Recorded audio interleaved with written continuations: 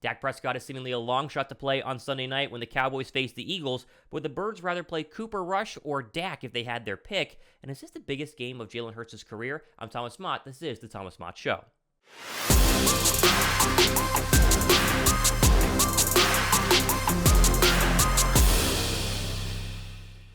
What's up, guys? Thomas Mott here. Welcome into the Thomas Mott Show on a Wednesday as we march towards Sunday night and the epic matchup between the Philadelphia Eagles and the Dallas Cowboys. We're going to get into the update on Dak Prescott that came at least early Wednesday morning. The question will come, where's the update going to be Thursday and Friday? And then this whole conversation of, is this the biggest game, most important game of Jalen Hurts' career? Followed up by our NFL national story of the day. We have a lot to go ahead and get into. First, though, you know a thumbs up always helps the show grow. YouTube loves a thumbs up button. How about a thumbs up for the brand new intro? Shout out to my boy Matt Johnston for making that. And how about the new sign behind me? My lovely girlfriend made that for me. That thing is absolutely incredible. A lot of things to be excited about, but first let's go ahead and jump right into the story of the day, and that begins with Dak Prescott here on the Thomas Mott Show. Now, this is a really fascinating situation that Philadelphia is finding themselves going into, playing, again, the second best team in the NFC East right now. We don't know which quarterback they're going to have.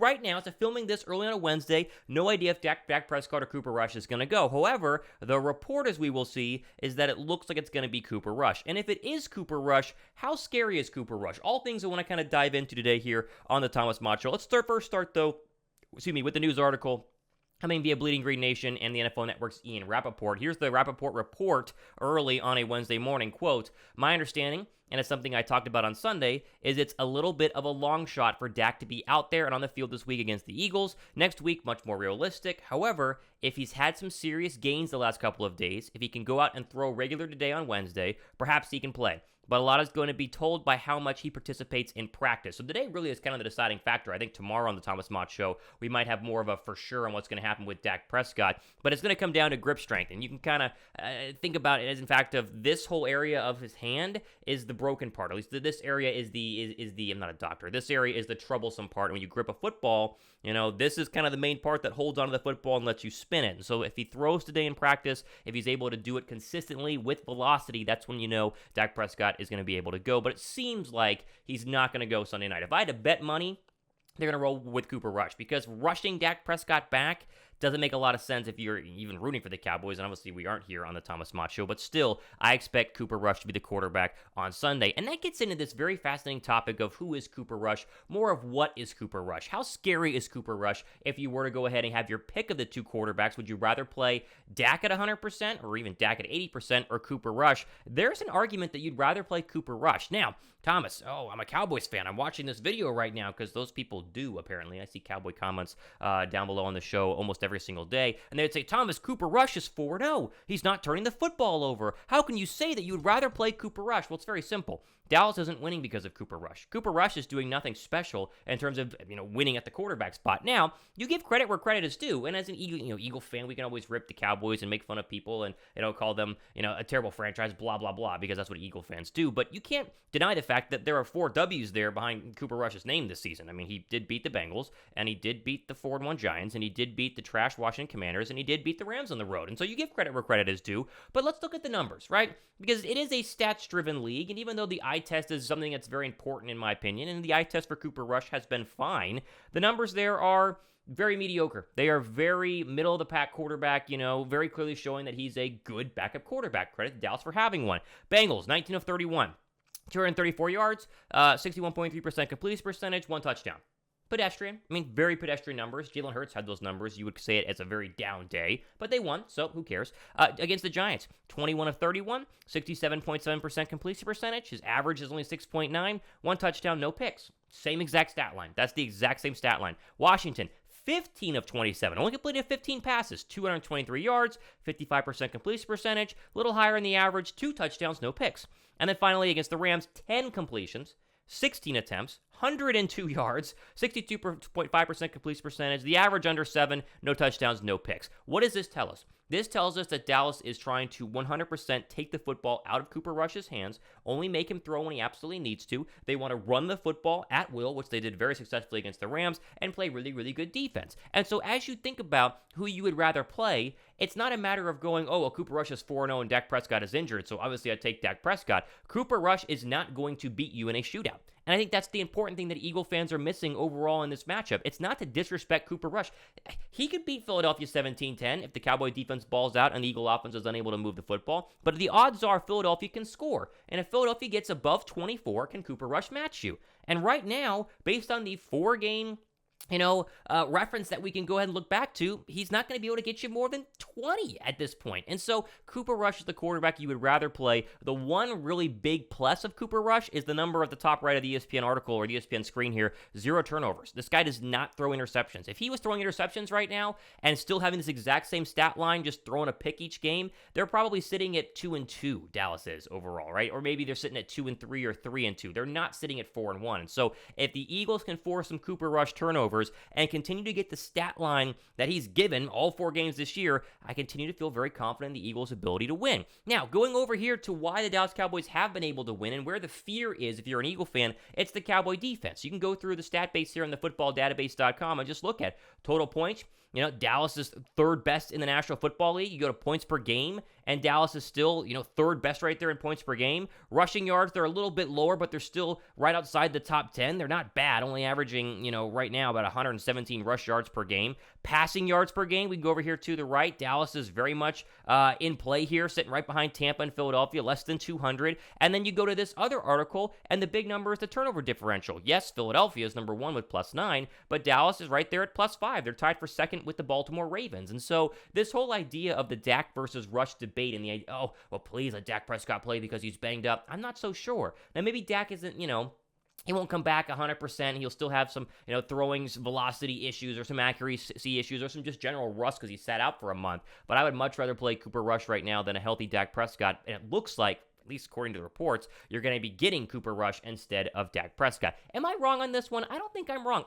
I think Eagle fans, because the Dallas Cowboys have owned Philadelphia really the past couple of years, since the 2017 season. I mean, you go down the list, you can make no mistake, Dallas has won way more against Philadelphia, and really, they've been some embarrassing wins, right? You can go back to, or embarrassing losses for Philadelphia, impressive wins for the Cowboys, and so when you circle Dallas on Sunday night, you go, oh no, they've had the Eagles' number. Is this going to be really, really ugly? I don't think so. I think Eagle fans are selling themselves short. I think Eagle fans are waiting to be disappointed. They're expecting to be disappointed. I don't see it happening on Sunday. I think Philadelphia is going to hold Dallas to under 20. I think Cooper Rush is going to be fine, but he's going to throw 1 interception. And I really trust Jalen Hurts in this offense to be extremely, extremely good. If you guys agree, thumbs up. And if you don't, then let me hear it down below in the show's comments section. Now, there is a really interesting article as we move on to Jalen Hurts and the other quarterback in this whole debate in terms of Dallas versus Philadelphia. It's the idea that this is a big game for Jalen Hurts. Now, naturally it is. And Bleeding Green Nation has a good article here talking about how beating the Cowboys is the next square to fill on Jalen Hurts' franchise quarterback bingo card. And at first you hear that and you go,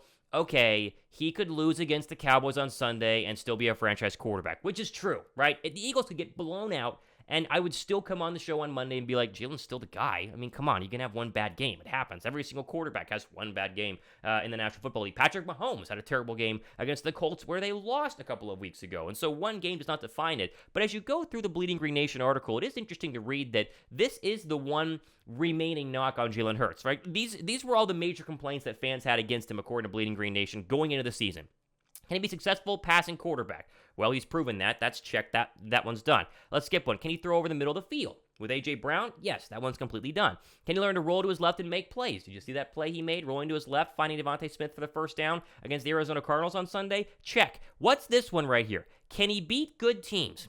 And that has been the knock so far on Jalen Hurts throughout his entire career, is can he beat good football teams? And we talked about this last week on the show, how Colin Cowherd said, well, Jalen Hurts was 0-5 against playoff teams last year. That's the reason why I can't say the Eagles are a Super Bowl favorite this year. You hear that sort of nonsense. But statistically, he's not wrong. The only really good team Philadelphia has beaten this year, statistically, at least record-wise, is the Minnesota Vikings, who are now sitting at 4-1. Their one loss being the Philadelphia Eagles. You can get a massive monkey off of your back on Sunday if you're Jalen Hurts by winning this football game. Because you know the storyline Monday morning if Philadelphia loses. Well, Jalen Hurts can't win the big game. It's a winning team Eagles are facing.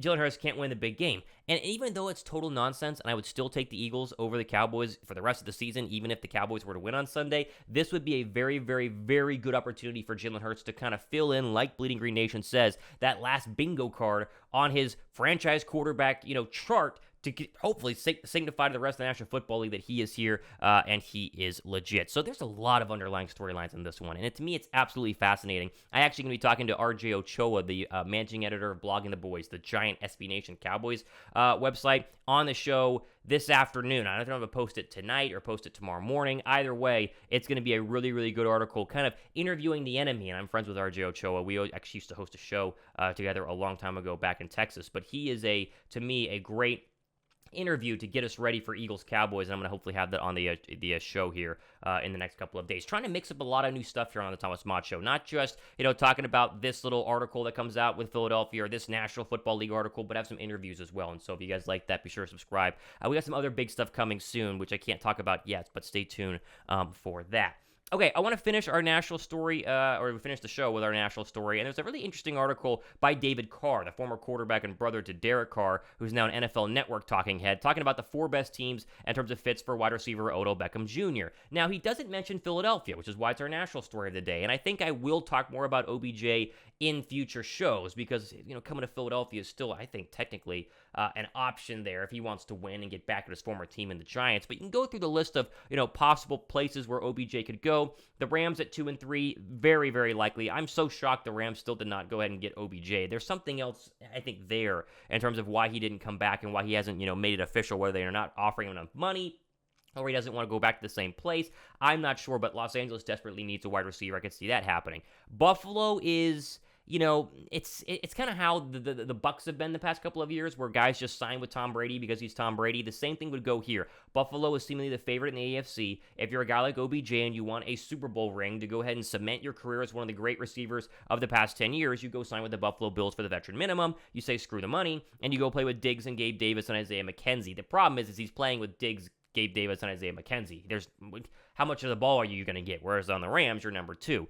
If I was him, I'd go to Green Bay. I think you could go to Green Bay, still have a legit chance to go ahead and win in this league, but also be the number 1 target. And I mean, the fantasy numbers and the numbers alone here for Green Bay and Aaron Rodgers would be insane with Odell Beckham Jr. there. That's where I would go if I was OBJ. But definitely, the idea of Green Bay being a struggling offense right now, do you want to join that, is a different story. And finally says the Baltimore Ravens, mainly because Rashad Bateman is their top deep threat. He missed Sunday's game with a foot injury. No mention of Philadelphia, though, and I think we'll probably get into that on a future show here because I've said before that there's not room for him on this roster, but there might be room for him at the right price, especially come playoff time with his playoff experience, and to keep him away from the Rams or the Packers or the Buffalo Bills, right? Teams you could face in the NFC side of the playoffs, or for the Bills' sake, in the Super Bowl. And so we'll keep an eye on that, but it's an interesting one to keep to at least mention here on the Thomas Mott Show as our National League story of the day.